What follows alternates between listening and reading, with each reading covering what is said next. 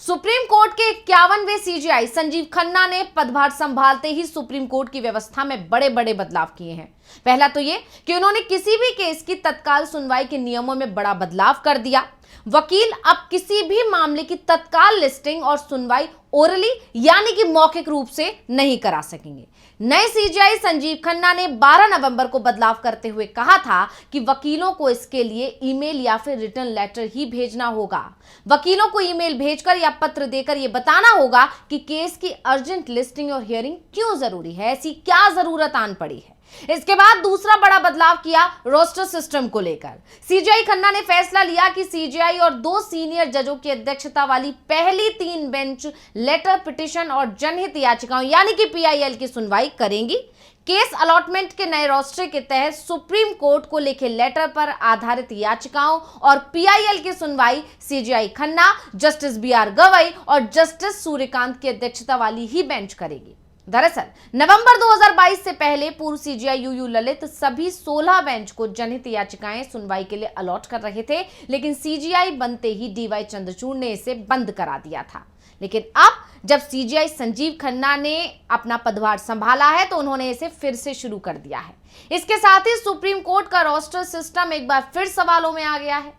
पहले भी supreme court के रोस्टर पर बवाल मच चुका है और आज हम इसी मुद्दे पर करेंगे इस रिपोर्ट में बात, तो वीडियो को आखिर तक जरूर देखें और इसमें जानने की कोशिश करेंगे कि आखिर कैसे रोस्टर सिस्टम पर बवाल मचा हुआ था। नमस्कार, मैं हूं अंशिता। तो सीजेआई संजीव खन्ना ने जो रोस्टर प्रक्रिया शुरू की है, इस पर पहले भी विवाद हो चुका है।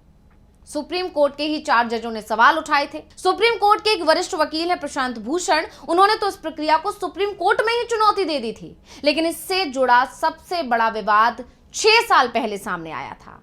ये बात है 12 जनवरी 2018 की, जब कुछ ऐसा हुआ जो सुप्रीम कोर्ट के इतिहास में पहले कभी नहीं हुआ था। सुप्रीम कोर्ट के 4 वरिष्ठतम जजों ने उस समय की सीजेआई दीपक मिश्रा के खिलाफ मोर्चा खोल दिया था। प्रेस कॉन्फ्रेंस करके सीजेआई पर मनमानी का आरोप लगा दिया था और उस समय सीजेआई दीपक मिश्रा के बाद वरिष्ठ क्रम में दूसरे नंबर के जज जस्टिस जे चेलमेश्वर के घर पर प्रेस कॉन्फ्रेंस में जस्टिस रंजन गोगोई, जस्टिस मदन लोकुर और जस्टिस कुरियन जोसेफ भी शामिल हुए थे। ये सभी उस समय सुप्रीम कोर्ट के वरिष्ठ जजों में शामिल हुआ करते थे। ये सभी जज अब रिटायर हो चुके हैं, लेकिन जो प्रेस कॉन्फ्रेंस हुई थी उसकी गूंज पूरे देश में सुनी गई थी और आज भी इसका जिक्र बार बार हो जाता है। प्रेस कॉन्फ्रेंस में जस्टिस चेलमेश्वर ने कहा कि कभी कभी होता है कि देश के सुप्रीम कोर्ट की व्यवस्था भी बदलती है। सुप्रीम कोर्ट का प्रशासन ठीक तरीके से काम नहीं कर रहा है। अगर ऐसा चलता रहा तो लोकतांत्रिक परिस्थिति ठीक नहीं रहेगी। जस्टिस चेलमेश्वर ने कहा था कि अगर हमने देश के सामने ये बातें नहीं रखी और हम नहीं बोले तो लोकतंत्र खत्म हो जाएगा।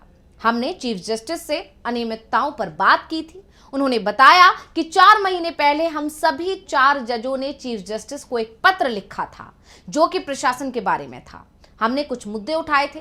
चीफ जस्टिस पर देश को फैसला करना चाहिए, हम बस देश का कर्ज अदा कर रहे हैं। जजों ने यह भी कहा था कि हम नहीं चाहते कि हम पर कोई आरोप लगाए। हमने इस मुद्दे पर चीफ जस्टिस से बात की, लेकिन उन्होंने हमारी बात नहीं सुनी।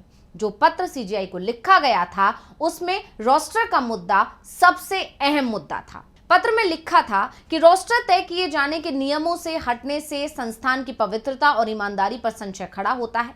हमें ये कहते हुए दुख हो रहा है कि नियमों का पालन सख्ती से नहीं किया गया। ऐसे मौके भी आए जब देश और संस्थान पर प्रभाव डालने वाले मामलों को सीजेआई ने अपनी चुनी हुई बेंच को सौंप दिया, जबकि ऐसा करने का कोई आधार नहीं था। इसे किसी भी कीमत पर रोका जाना चाहिए। हम यहाँ इन मामलों का जिक्र इसलिए नहीं कर रहे हैं ताकि संस्थान यानी कि सुप्रीम कोर्ट की इमेज को नुकसान ना हो। हालांकि ये भी साफ है कि पहले से ही काफी हद तक संस्थान को नुकसान हो चुका है।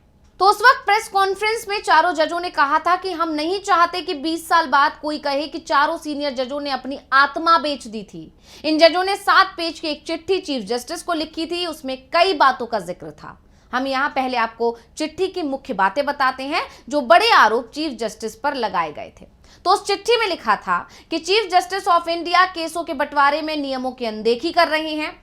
चीफ जस्टिस परंपरा से बाहर हो रहे हैं जिसमें महत्वपूर्ण मामलों में सामूहिक निर्णय लिए जाते हैं। वो महत्वपूर्ण मामले जो सुप्रीम कोर्ट की अखंडता को प्रभावित करते हैं वो बिना किसी वाजिब कारण के उन बेंचों को देते हैं जो चीफ जस्टिस की प्रेफरेंस की है, इसने संस्थान की छवि खराब की है। तमाम समस्याओं को लेकर सीजेआई को चिट्ठी लिखी गई थी, लेकिन उसका कोई जवाब नहीं दिया गया। सुप्रीम कोर्ट की व्यवस्था सही नहीं चल रही है, इस संबंध में हमारे सभी प्रयास बेकार गए। और इसमें सबसे बड़ा मुद्दा था रोस्टर सिस्टम को लेकर, जिसमें कहा गया था कि सीजेआई मनमानी करते हैं, बड़े और महत्वपूर्ण केस वरिष्ठ जजों की जगह जूनियर जजों को सौंप दिए जाते हैं, खासतौर पर ऐसे केस जो सरकार से जुड़े हुए होते हैं, जिससे ऐसे मैसेज जा रहे हैं कि सुप्रीम कोर्ट को सरकार की तरफ से मैसेज किया जा रहा है, जबकि हकीकत में ऐसा नहीं है। इसके अलावा कई मुद्दे उठाए गए थे जिसकी तरफ ध्यान दिलाए जाने की जरूरत बताई गई थी। वैसे एक बात बता दें कि इस प्रेस कॉन्फ्रेंस में शामिल 4 जजों में से एक जस्टिस रंजन गोगोई थे, जो कि आगे चलकर सीजेआई भी बने थे। जजों की तरफ से जो मुद्दे उठाए गए थे उसमें सबसे बड़ी मांग तो यही थी कि हाईकोर्ट में स्वीकृत जजों के कई पद खाली हैं। जजों के पद खाली होने के कारण मुकदमों का बोझ बढ़ता ही जा रहा है। ऐसे में जो रिक्त पद हैं उन्हें भरा जाना चाहिए। रोस्टर का मामला बाद में सुप्रीम कोर्ट में सुनवाई के लिए भी पहुंच गया था।